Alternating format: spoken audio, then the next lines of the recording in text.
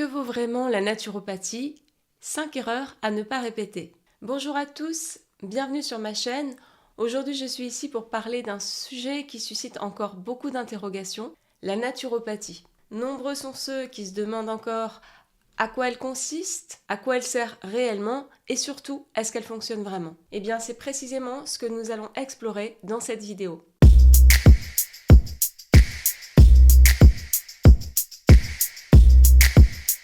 Je me présente rapidement si vous venez d'arriver sur ma chaîne, je suis Florence Pinheiro-Ortolan, je suis donc naturopathe et praticienne en micronutrition. Je vais vous expliquer ce que c'est tout à l'heure dans la vidéo. Et chaque semaine, je vous partage mes connaissances, aussi bien sur une bonne hygiène de vie, dont l'alimentation notamment, et également sur le fonctionnement du corps, afin de vous aider à vous sentir mieux de façon proactive. Bienvenue également à ma lettre d'info, vous avez tous les liens sous la vidéo pour recevoir mes nouvelles vidéos, mes nouveaux articles et mes conférences. La naturopathie a beaucoup gagné en popularité ces dernières années et pourtant, malgré cet engouement croissant, des doutes persistent parfois chez certains sur son efficacité réelle et sur sa pertinence dans le domaine de la santé. C'est pourquoi j'ai voulu faire cette vidéo pour redire vraiment qu'est-ce que c'est vraiment, à quoi ça sert, démystifier les idées reçues et voir pourquoi dans certains cas cela peut ne pas fonctionner. C'est ce qu'on va voir dans la vidéo. Sans plus tarder, plongeons dans le vif du sujet. Tout d'abord, qu'est-ce que la naturopathie ? Alors, sans rentrer dans un exposé uniquement sur ce sujet, parce qu'on va voir après d'autres sujets, la naturopathie, c'est une approche naturelle, globale, préventive, qui permet de ne pas attendre d'être malade pour agir sur sa santé, sur son bien-être, et se sentir mieux, en meilleure forme, tout au long de sa vie. Au lieu d'attendre d'avoir un symptôme qui est assez parfois perturbant, on va essayer de comprendre les liens de cause à effet dans l'organisme pour rééquilibrer ce qui s'appelle le terrain, qui est propre à chacun. C'est donc aussi une approche personnalisée pour pouvoir faire en sorte que le corps fonctionne mieux et que donc petit à petit les symptômes disparaissent d'eux-mêmes. Bien évidemment, cela fonctionne sur certaines problématiques, mais selon l'état du problème, cela ne fera pas disparaître tous les symptômes, mais elle va vraiment améliorer son fonctionnement et donc on se sentira mieux en général, surtout qu'on va agir sur l'hygiène de vie. Donc, en quoi elle consiste la naturopathie? Quand vous consultez un naturopathe, il va vous poser beaucoup de questions pour comprendre comment vous fonctionnez, quelles sont vos habitudes de vie, votre alimentation, votre sommeil, votre activité physique, votre gestion du stress, votre travail, les heures de travail que vous avez dans la journée. Tout ça, ça va permettre au naturopathe de comprendre comment aujourd'hui vous vivez, comment vous fonctionnez, et puis bien sûr, vous allez exprimer ce qui s'appelle vos plaintes, qu'est-ce qui vous perturbe, qu'est-ce qui ne va pas, selon le degré, bien sûr, le naturopathe vous dira ça c'est plutôt médical. Nous, on va travailler sur le terrain de façon à ce que vous fonctionniez mieux. Donc le naturopathe va travailler sur votre alimentation, va vous proposer un rééquilibrage. Il ne s'agira pas de régime, mais plutôt de rééquilibrage.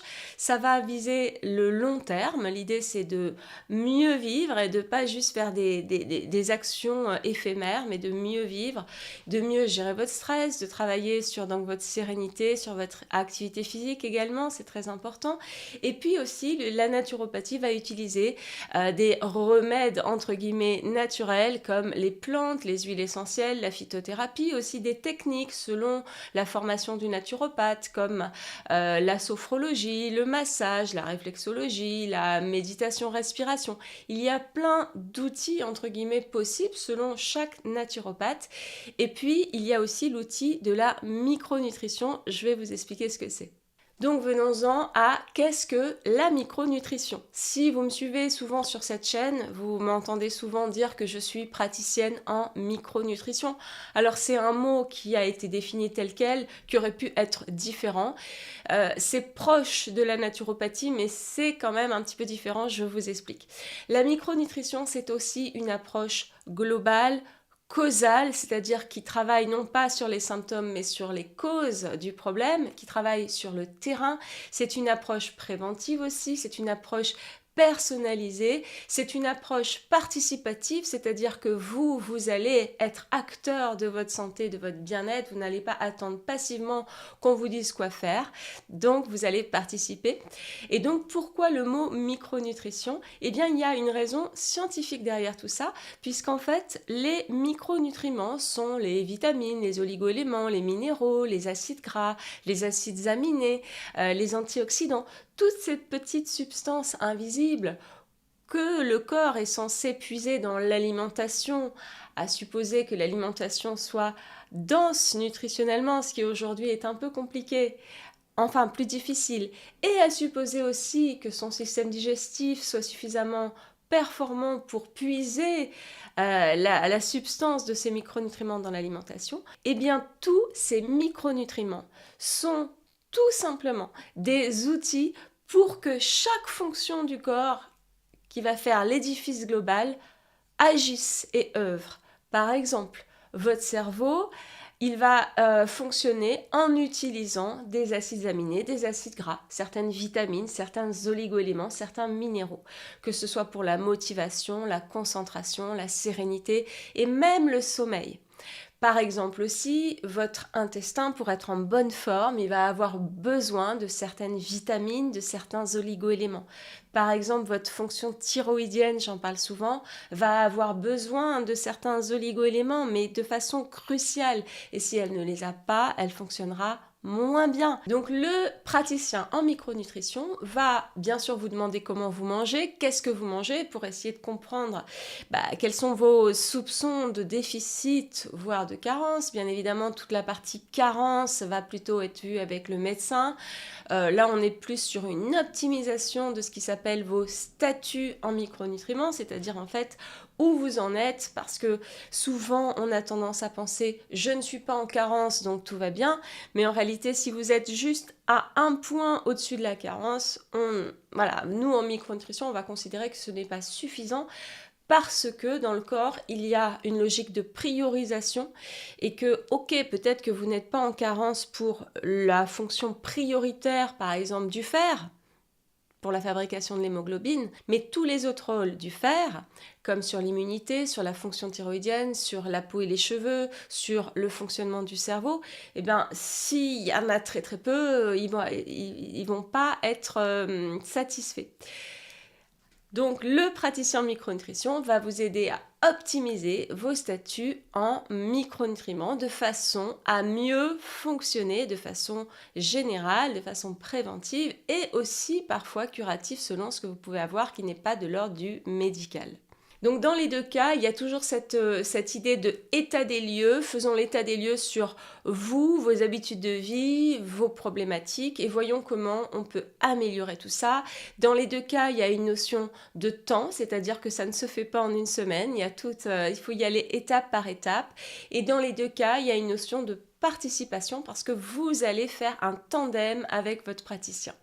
Et dans les deux cas, on obtient d'excellents résultats sur tout le bien-être. Généralement, les témoignages sont très nombreux sur la toile de personnes qui nous disent « Ah ben j'ai retrouvé le sommeil, je me sens mieux dans ma tête, je digère mieux, j'ai mon ventre est plat, j'ai plus de vitalité, mon moral est meilleur, ma peau va beaucoup mieux, mes cheveux vont beaucoup mieux. » Tout ce qu'on peut avoir, on sait qu'on peut avoir de très bons résultats, mais dans certains cas, cela ne peut ne pas fonctionner. On en entend aussi qui disent « chez moi, ça ne marche pas ». Et donc, j'avais très envie de vous partager ma vision de quelles sont les erreurs les plus courantes dans ce cas, donc les 5 erreurs à ne pas répéter. L'erreur numéro 1, c'est que beaucoup de personnes cherchent un seul coupable. Je m'explique. Des personnes vont consulter parfois plusieurs praticiens cherchant la cause de leurs problèmes. C'est des personnes qui cumulent un ensemble de problématiques et elles cherchent à avoir quelque part le diagnostic. Alors il faut savoir que quand on n'est pas médecin ou qu'on soit naturopathe ou praticien en micronutrition, le diagnostic n'est pas possible puisque c'est réservé aux médecins. En revanche, on peut essayer de comprendre quels sont les liens de cause à effet entre les problématiques de cette personne et son fonctionnement, ses habitudes de vie. Donc cette idée de trouver une seule cause, elle est tenace, je la vois encore chez de nombreuses personnes et je vous assure que c'est une erreur parce que la plupart du temps, il y a plusieurs causes. Alors par exemple, j'ai vu des personnes venir me voir, on fait l'état des lieux, etc. Je les oriente vers une idée, des explications possibles, des hypothèses sur les origines de son dysfonctionnement. Et la personne me dit ah mais oui, mais moi j'ai consulté d'autres praticiens, il y en a un qui m'a dit que c'était parce que j'avais une candidose, l'autre il m'a dit que c'était parce que j'avais un SIBO, l'autre il m'a dit que... Enfin, j'utilise des mots un petit peu techniques, mais c'est pas grave. L'idée, c'est de voir que cette personne pense que chacun se trompe parce qu'il lui dit qu'elle a ça et l'autre, il lui dit autre chose. Et en réalité, cette personne, elle a l'ensemble des problématiques si elle est dans un état avancé de dysfonctionnement, parce que tout est lié, parce qu'il y a un lien de cause à effet, et l'idée va pas être de s'acharner sur un problème, mais l'idée, ça va être de récupérer toutes les fondations de fonctionnement de cette personne.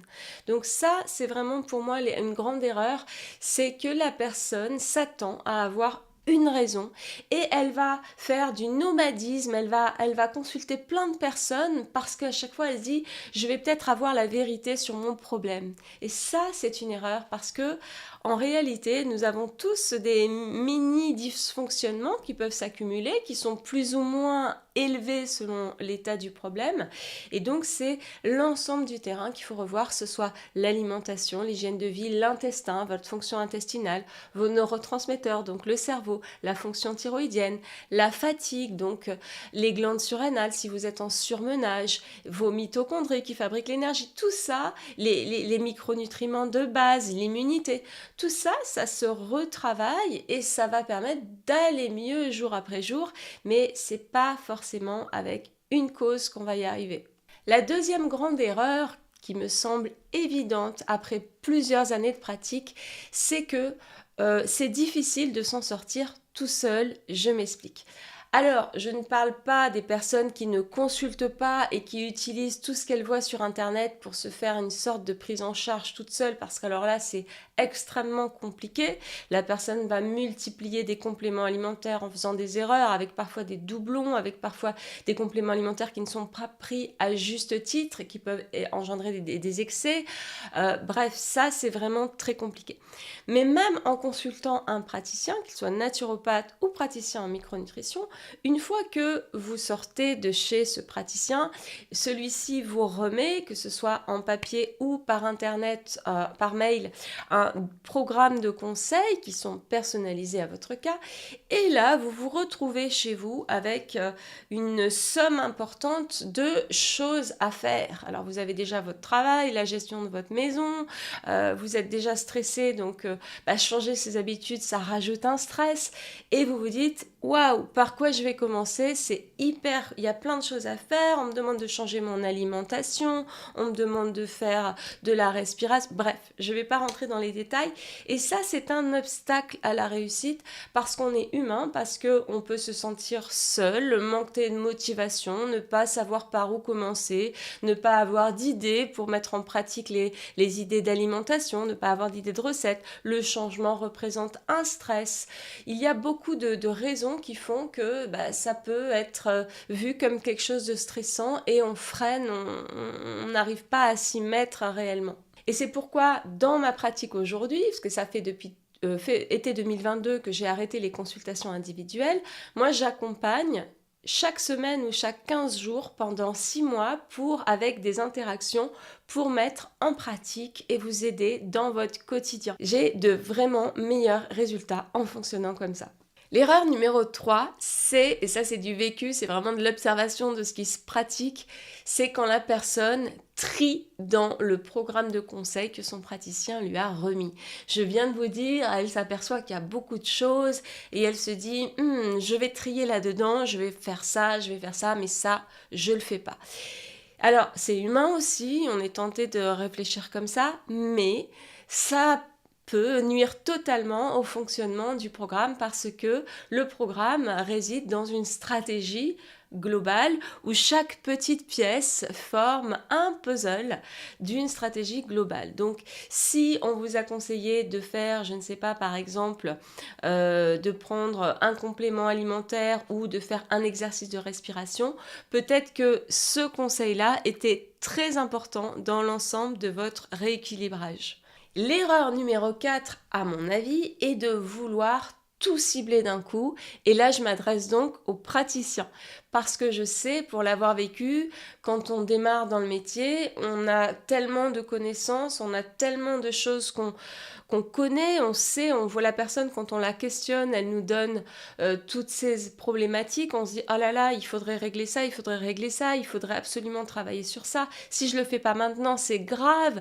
Et donc le praticien peut être tenté de donner beaucoup de conseils et donc pour le coup ça sera trop et ça ne sera pas réaliste pour celui qui les reçoit et on va s'éparpiller dans trop de directions en même temps, on va décourager la personne qui reçoit ce programme.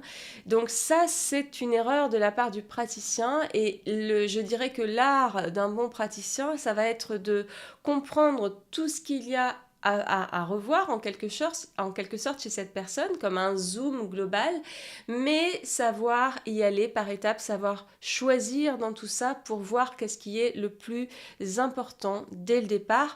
Donc pour cela, moi c'est quelque chose qui me tient très à cœur, ça fait des années que j'accompagne les praticiens pour justement les aider dans leur méthode de travail, pour réussir justement à dézoomer, à essayer de prendre un petit peu de recul et voir comment ils peuvent y aller par étapes progressivement sans noyer le consultant avec un nombre de conseils qui n'est pas réaliste. Donc pour cela, si ça vous intéresse en tant que praticien, voyez sous la vidéo, ça s'appelle la masterclass Optimiser son temps de consultation où je partage toute ma méthode et il y a également des live coaching de façon à être dans l'interactivité et les échanges. Et enfin, l'erreur numéro 5 qui fait que parfois un suivi en naturopathie ou en micronutrition peut ne pas obtenir tous les résultats escomptés est que la fatigue est oubliée. Alors, je m'explique. Quand je parle de fatigue, ça peut être du surmenage, ça peut être un état de fatigue avancé et ça concerne deux grands facteurs.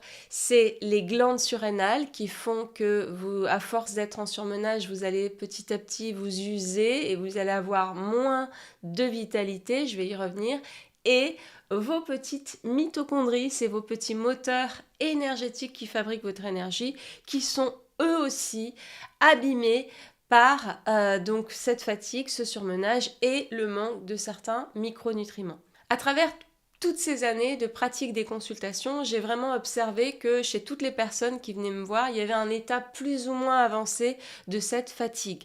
Soit des personnes étaient dans un état peu avancé de cette fatigue, mais étaient déjà en surmenage, toujours faire, avoir des tonnes de choses à penser, à gérer, être toujours dans l'action, le faire, et au final commencer déjà à s'épuiser.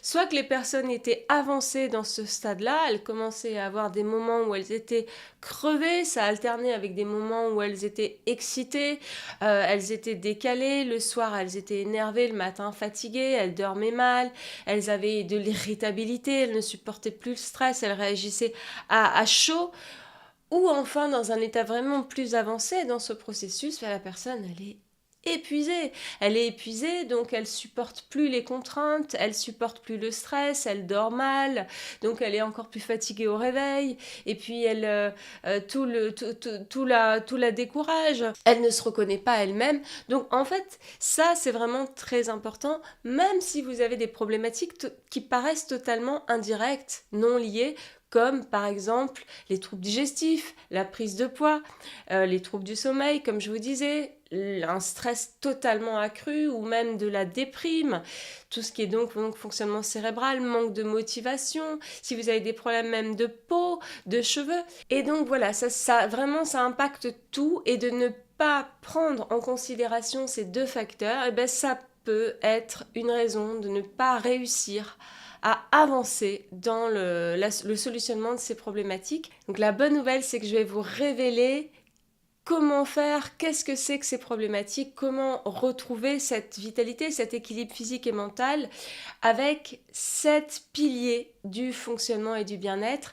Je vous invite donc à ma conférence, elle est offerte, elle est le jeudi soir à 20h45 heure de Paris, en ligne, il faut s'inscrire pour ensuite recevoir le replay si vous n'avez pas réussi à être présent le jour J. Vous avez tous les liens sous la vidéo. Et maintenant, c'est le moment de vous laisser la parole en commentaire, de me partager si vous avez expérimenté la naturopathie, combien de fois, est-ce que ça a fonctionné pour vous, qu'est-ce que vous avez eu comme amélioration, qu'est-ce que vous en avez gardé après plusieurs années. J'ai hâte de vous lire, j'essaye de répondre au maximum aux commentaires. Je ne peux pas faire de conseils personnalisés dans les commentaires, ça c'est pas possible, c'est interdit, c'est dangereux. Merci de respecter cela, mais de discuter, d'échanger, ça sera avec plaisir. Donc je vous attends à mon prochain live. Sachez qu'il y a un temps de questions-réponses à la fin du live où on va pouvoir interagir dans le chat. Vous allez pouvoir me poser vos questions. Je vous souhaite une bonne journée, prenez soin de vous.